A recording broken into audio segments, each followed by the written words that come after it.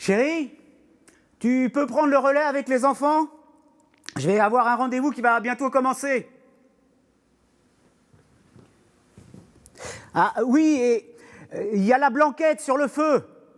Il doit rester une vingtaine de minutes. Tu peux t'en occuper, s'il te plaît? Merci. Et j'ai mis la table.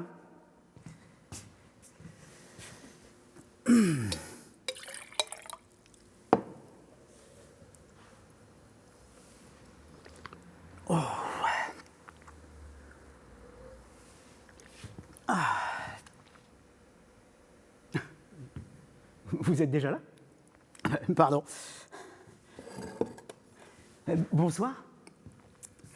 Alors merci d'être là. Je vous ai convié ce soir, c'est pour vous parler du dernier livre que j'ai emprunté à la médiathèque. Ah, c'est chouette quand même qu'elle soit encore ouverte. Et puis il y a ce truc là qu'ils ont mis en place, qui est sympa là. Comment ça s'appelle déjà? Ah oui, Click and Collect. Ça c'est chouette. Tu peux réserver ton livre de chez toi sur leur site. Tu réserves, tu prends un rendez-vous, tu vas là-bas, tu prends, tu repars, tranquille. Mais tu peux aller aussi à la médiathèque. Moi, je préfère. J'aime bien flâner dans les rayonnages. Prendre un livre au hasard, choisir avec sa couverture, son titre. D'ailleurs, c'est le titre qui m'a interpellé sur le livre que je vais vous présenter ce soir. Un instant, le temps de le trouver. Alors, non, il est... Ah, le voilà.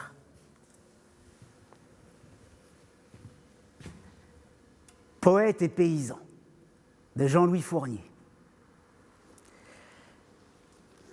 Il faut savoir que le bonhomme a travaillé avec Pierre Desproges. Il a été réalisateur sur la minute de Monsieur Cyclopède. C'est pas rien, c'est déjà un bon point pour lui. Il y a aussi autre chose qui m'a beaucoup plu. Bon, moi, je suis né au début des années 70 et j'ai baigné avec l'île aux enfants. Vous savez, Casimir. Et dans cette émission, il y avait une petite série animée qui s'appelait la Noiraude. Ben, c'est lui qui l'a créée. Vous savez, la Noiraude, la petite vache toute noire là, qui parlait de ses états d'âme. J'aimais beaucoup. C'était un petit peu décalé. Je ratais jamais un épisode. Mais bon, je pense que ce serait pas mal qu'on revienne au livre. Puis j'aimerais vous faire quelques extraits, vous en lire quelques extraits. On va commencer avec le début du livre. Ça pose l'ambiance. Vous êtes avec moi?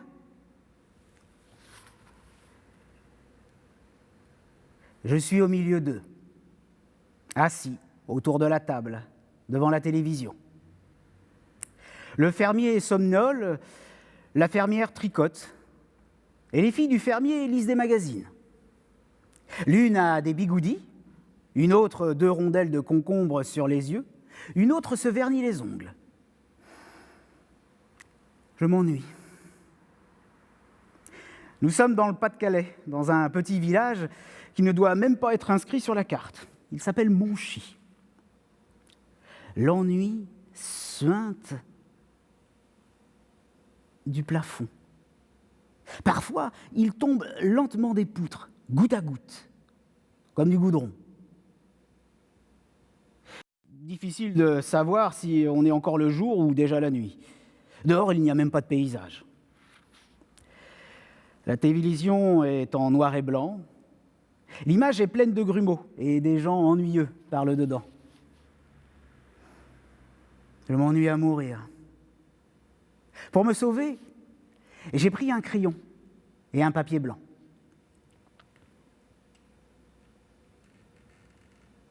Qu'est-ce que je fais là? J'ai dans les mains un fourchet. Le manche est poisseux. Je charrie du fumier. Les vaches me toisent. Seul le regard très doux d'une jeune génisse m'apaise. Il y a 6 mois, j'étais étudiant à Paris. Je préparais l'entrée à l'Institut des hautes études cinématographiques. Aujourd'hui, je suis dame pipi de vache. Chaque semaine, je dois faire leur litière. Mes mains sont barbouillées de purin, elles puent. Je cours toutes les 5 minutes à l'évier de la cuisine pour les laver. Qu'est-ce que je suis venu faire là? La ferme est une grande exploitation, la plus grande du village. 200 hectares de terre. On y pratique la polyculture, betterave et blé. Le blé demande du soleil, la betterave demande de la pluie. C'est pratique. Ça permet aux cultivateurs, quel que soit le temps, de pouvoir se plaindre du temps. Puis, il y a les plantes fourragères pour le bétail et du lin qui met du bleu sur les champs et les transforme en océan Pacifique. Il y a une centaine de bêtes à cornes et des poules et des canards qu'on mange le dimanche. Le fermier est un notable. Il a fait des études. Il est de bonne famille, sa femme aussi. Ils ont leur chaise à l'église du village. Chaque dimanche, toute la famille se retrouve à la messe. Les filles sont belles et élégantes. Le fermier a 3 filles et un fils. Il commence à vieillir et aucun de ses enfants ne veut reprendre la ferme. Les filles font leurs études à Paris. Tous les fils des cultivateurs du coin leur tournent autour, mais elles n'en veulent pas. Elles rêvent de mieux. Quant au fils, on ne peut pas compter sur lui. Il est allergique à la paille. La belle exploitation agricole va être vendue. C'est bien triste. À moins qu'il y ait un prétendant. Mais qu'est-ce que je fais là? Le ciel est bas, il pleuviote. La terre est couverte de betteraves jusqu'à l'horizon. Il y en a des milliers. Il va falloir toutes les arracher. Le tracteur, dont on a bloqué le volant avec un seau d'eau, avance droit, en tirant sa remorque au milieu des rangées de betteraves déterrées. De chaque côté, 4 hommes suivent, avec des fourches. Ils ramassent les betteraves et les jettent dans la remorque. Je fais partie du cortège. Je suis un des 4. Au lycée Voltaire, dans la classe de préparation à l'IDEC, on ne m'a pas appris le maniement du fourchet. Je m'en sers mal. Il faut toujours prendre les betteraves par le dessous, en présentant les dents tangentes au sol et les pointes en l'air. Il m'arrive souvent d'enfoncer les dents dans la betterave. Elle reste accrochée. Il faut que je m'arrête, que je la détache à la main. Je perds du temps. J'ai de la terre plein les mains. Le manche de mon fourchet est glissant. Le tracteur continue à avancer. Mes collègues marchent, réservés et silencieux, comme des paysans de millet. Ça ressemble à un enterrement. J'en ai marre. Et qu'est-ce que je fous sous ce ciel gonflé d'eau qui me pèse de plus en plus et s'égoutte dans mon cou comme une serpillière? Moi qui rêvais d'être Fellini. Moi qui regardais le monde à travers un viseur de caméra. Moi qui passais mon temps à la cinémathèque, devant les films russes. Moi qui dissertais sur la négativité de la mise en scène chez Fritz Lang. Pourquoi je suis là? Aujourd'hui, le metteur en scène a une fourche dans les mains. Il essaie de ramasser des betteraves. Je ne suis pas là provisoirement, en vacances, chez un parent cultivateur. C'est pire. Je suis là pour longtemps, peut-être pour toujours. Tout ça, c'est la faute à la fille du fermier. Elle est charmante, elle a de beaux yeux, elle rit quand je dis des bêtises. Et je découvre très vite qu'elle a la peau douce.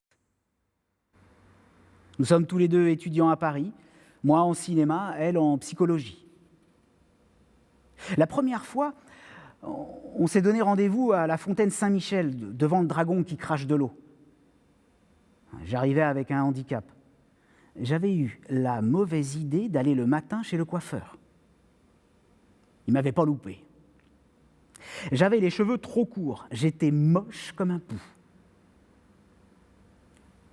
Elle était évidemment toujours aussi charmante, pimpante et belle comme un sou neuf. On s'est promené longtemps dans Paris. À la fin de la promenade, on se tenait par la main. Paris n'était plus hostile comme il l'est parfois pour les provinciaux. Ce jour-là, il était complice. J'ai passé une soirée merveilleuse. Elle m'a fait oublier que j'avais une sale gueule avec mes cheveux trop courts. Je l'ai raccompagnée. Elle habitait chez sa sœur rue du Paradis, au 2e étage. Ça a commencé comme une plaisanterie. On a beaucoup ri, on s'est embrassés, on s'est caressés, c'était doux, c'était chaud. J'étais bien. Je n'avais jamais été aussi bien de ma vie. Je ne suis redescendu du ciel que le lendemain matin, par l'escalier, titubant de bonheur. Naïf, je pensais que désormais j'allais être heureux toujours. Avant d'avoir repris mes esprits, j'avais décidé de reprendre la ferme de son père. Quand on est amoureux, on devient un peu fou. Et comme je l'étais déjà un peu avant, j'étais capable de tout. Son père aurait été poissonnier, je reprenais la poissonnerie.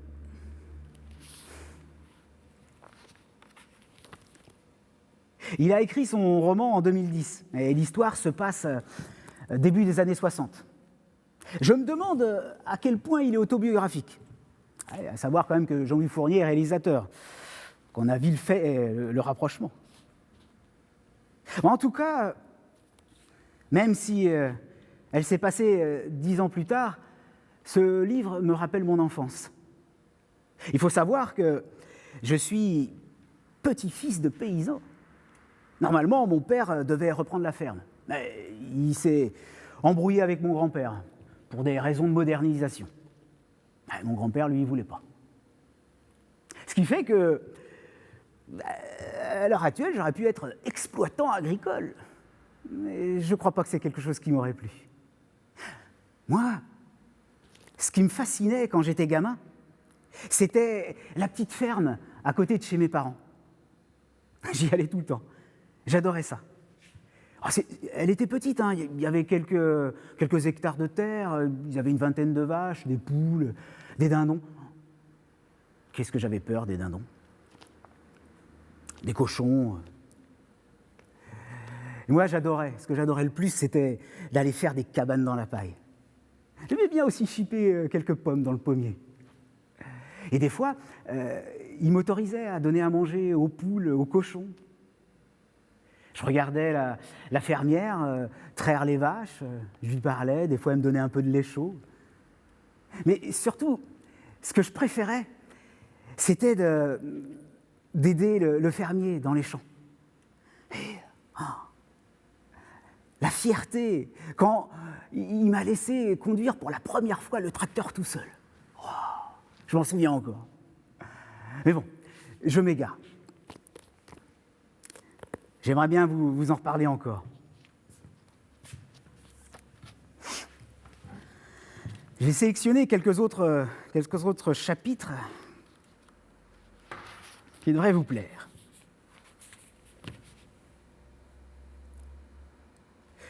Je suis abruti. J'ai labouré toute la nuit. Je me couche. Je ne pense plus. J'ai encore dans les oreilles le bruit du tracteur. Je m'endors.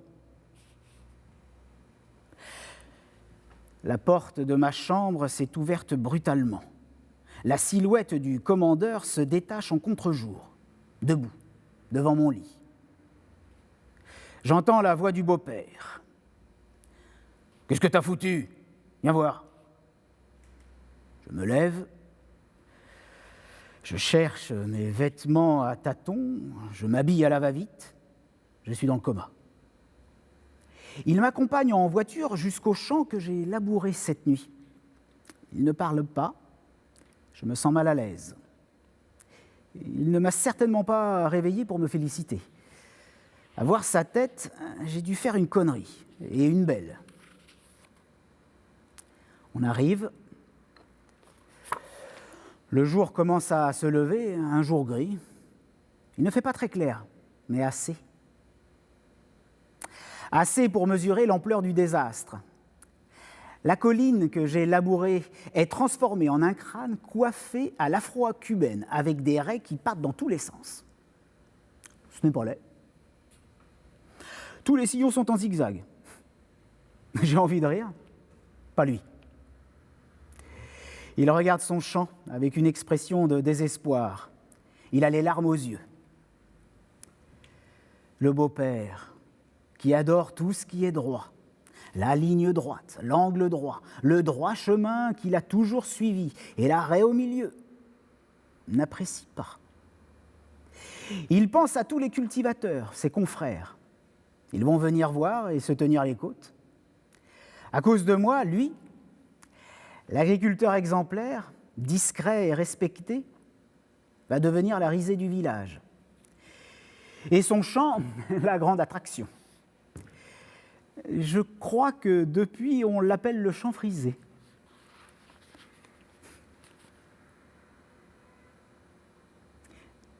La génisse me regarde avec insistance quand je fais la litière. Elle a l'air de compatir. Il y a dans ses yeux quelque chose de bouleversant et d'humain.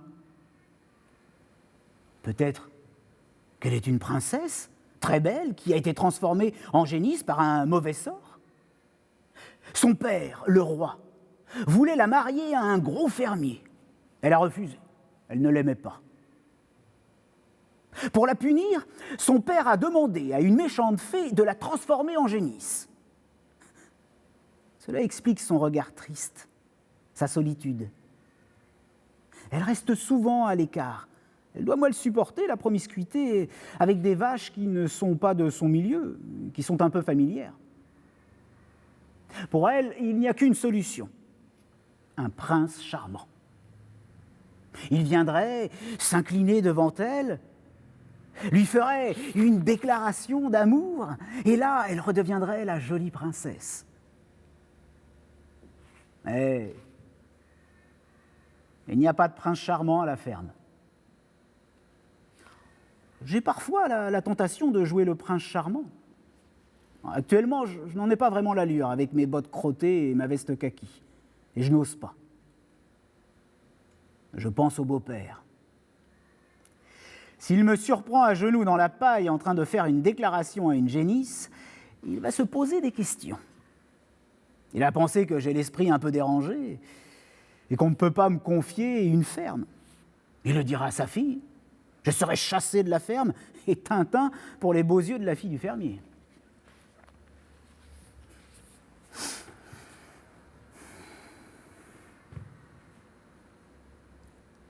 Le dîner se prend dans la salle à manger. Nous sommes 3. Le fermier, sa femme et moi. Et souvent 4, avec Catherine Langer. Tous les soirs, le fermier mange la même chose. De la soupe et 2 œufs au plat, jaunes d'or, et ronds comme des petits soleils. Les œufs viennent de la ferme, ils sont du jour. Ils sont pondus par des poules qui veulent faire plaisir à leur patron. Elles savent qu'elles ont intérêt à se mettre bien avec lui. Le fermier pourra intervenir et utiliser son droit de grâce le jour où la fermière aura décidé de les mettre au pot. Ce soir, le fermier n'a pas eu ses œufs au plat. Sa femme a pris des risques. Elle a voulu lui faire une surprise. Elle est allée à la ville chez le traiteur et elle a rapporté pour le dîner des friands au jambon tout brillants, une quiche lorraine et des bouchées à la reine. J'ai trouvé ça très bon. À la fin du repas, la fermière a demandé au fermier si ça lui avait plu.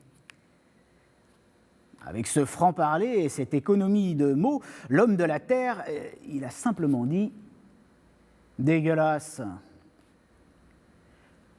Le fermier n'aime pas les surprises. Les poules peuvent dormir tranquilles. Encore un autre ? Alors, voilà. Dans la grande cuisine de la ferme, il y a 2 tables. Une ronde pour le déjeuner de la famille et une grande, rectangulaire, pour celui des ouvriers. J'ai ma place à la table de la famille. À un bout de la grande table, il y a un seau avec dessus un torchon blanc immaculé. Quand on soulève le torchon, on voit la crème de lait lisse et brillante comme de la peinture. Quelquefois, une mouche gourmande s'enlise dans la crème. On dirait un skieur pris dans une avalanche. Elle se débat, ça dure longtemps, puis elle ne bouge plus. Quelle belle mort pour une mouche, une mort gastronomique. Il y a peu de temps encore, on faisait le beurre à la ferme. La fermière faisait un beurre si bon qu'on venait de tous les villages alentours lui acheter. Il y avait sur les livres de beurre des décorations en relief. C'était soit des vaches, soit des fleurs. Ça dépendait du moule. Au printemps, le beurre était jaune. Les enfants croyaient que c'était parce que les vaches mangeaient des boutons d'or. L'hiver, il était blanc. Peut-être parce que les vaches mangeaient de la neige. Bon, en tout cas, elles ne devaient pas manger du lin. Le beurre n'était jamais bleu. Un jour, pour rire, je me suis mis à la table des ouvriers. En réalité, je ne fais pas encore partie de la famille. Je suis un ouvrier agricole, mais pas comme les autres.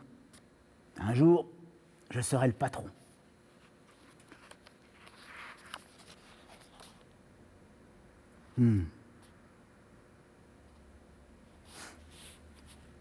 Quand j'étais petit, comme beaucoup d'enfants, j'ai surveillé un haricot en train de germer dans la ouate humide. Je le voyais se fendre en deux. Le petit germe sortait. Chaque matin, j'étais émerveillé. La tige se déroulait, s'allongeait, et les feuilles se dépliaient comme les ailes d'un insecte. Que tout cela ait été contenu dans un petit haricot me fascinait. C'était un miracle. Plus tard, j'ai appris qu'il y avait d'autres miracles. Dans les glands, il y avait des chênes. Dans les marrons, des marronniers. Et dans les œufs, il y avait des oiseaux et des poissons. Dans les vaches, il y avait des veaux et dans les brebis, des agneaux. Le petit gamin qui regardait le haricot en train de pousser s'est peut-être dit « Quand je serai grand, je ferai pousser plein de haricots. J'en couvrirai les champs et j'irai tous les matins les regarder grandir. » 20 ans plus tard, est-ce que le cultivateur a encore de l'émotion devant le grand mystère de la nature ? Elle a de moins en moins de mystère pour lui, la nature. Et puis, il faut dire qu'elle lui fait pas mal de vacheries. Avec ses caprices et ses orages, elle lui en fait voir de toutes les couleurs. Des bleues, des vertes et des pas mûres.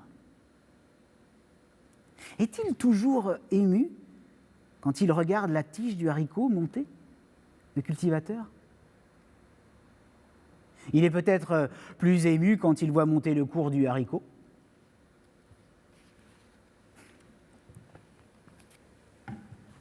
Alors j'aime bien ce petit chapitre-là, il parle des fleurs qui poussent dans les champs.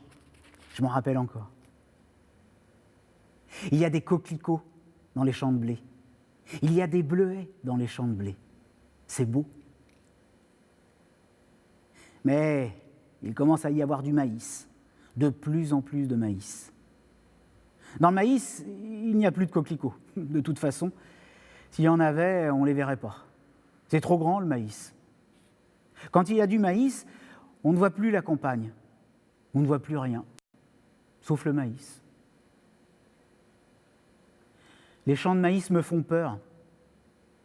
J'ai l'impression que je vais en voir sortir un Viet Cong avec une mitraillette et qui va m'abattre sans sommation. En plus, il paraît que ça boit beaucoup d'eau, le maïs. À cause de lui, je ne peux plus prendre de bain l'été. Si les paysans en cultivent, ce n'est pas par amour de la plante, c'est par amour des subventions. Pourquoi on ne donne pas plutôt les subventions à ceux qui n'en plantent pas? Il va y avoir moins de fleurs dans les champs. Heureusement, il reste les tournesols. On les voit de loin, les grands tournesols. On pense à Van Gogh. Les coquelicots, on commence à les tuer avec de la chimie. Heureusement, il y a des coquelicots qu'on ne tuera jamais. Ceux qui poussent dans les tableaux de Monet. Quand j'étais gamin, les coquelicots et les bleuets, on les voyait encore dans les champs. Malheureusement, moi j'ai assisté à la disparition de ces belles plantes sauvages. Alors ça, le maïs, ça on en voit. Allez, encore un? J'adore observer la basse-cour. Il s'y passe plein de choses, comme au théâtre. Le décor laisse un peu à désirer, mais les costumes sont superbes. Les coqs sont habillés de somptueuses couleurs. Les poules sont en unis, blanc, gris ou noir. Les personnages ne parlent pas, ils chantent. J'ai l'impression d'être à l'opéra. Les coqs sont souvent ténors et les poules sopranos. Les coqs tiennent les premiers rôles, flamboyants et arrogants. Ils passent leur temps à poursuivre les poules et à les courser, comme dans Beaumarchais. Les poules restent entre elles, elles se font des confidences, elles parlent des coqs. Elles confient en avoir marre d'être coursées, même pendant qu'elles s'occupent de leur petite famille et qu'elles surveillent leurs poussins. Mais elles ont beaucoup de dignité. Elles ne le montrent pas. Cela dit, j'ai remarqué des poules isolées qui n'avaient pas l'air de se réjouir particulièrement d'être ignorées par les coqs. Le coq est macho. Il la ramène. Il n'a pas beaucoup de respect pour la mère de ses enfants. Ah. Oui, j'arrive. Je termine. Un instant.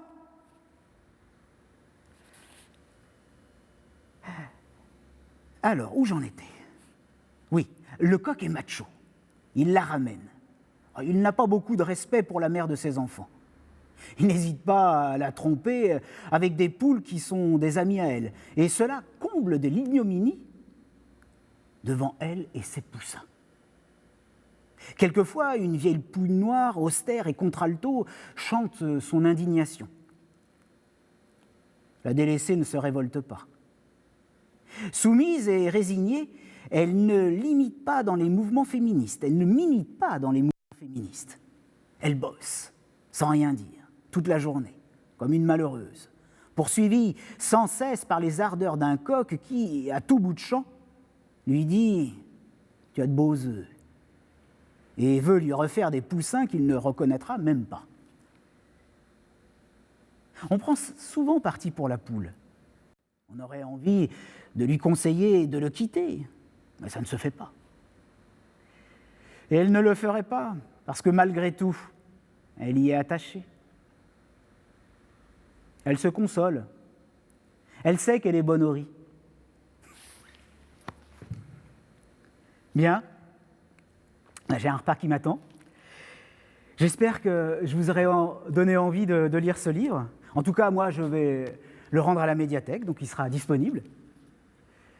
Vous pouvez aussi emprunter d'autres romans de Jean-Louis Fournier, il en a écrit plein, il en a certainement à la médiathèque. Il suffit de faire une petite recherche. Bon, en tout cas, profitez bien, prenez soin de vous. Puis moi, je vous dis bonsoir.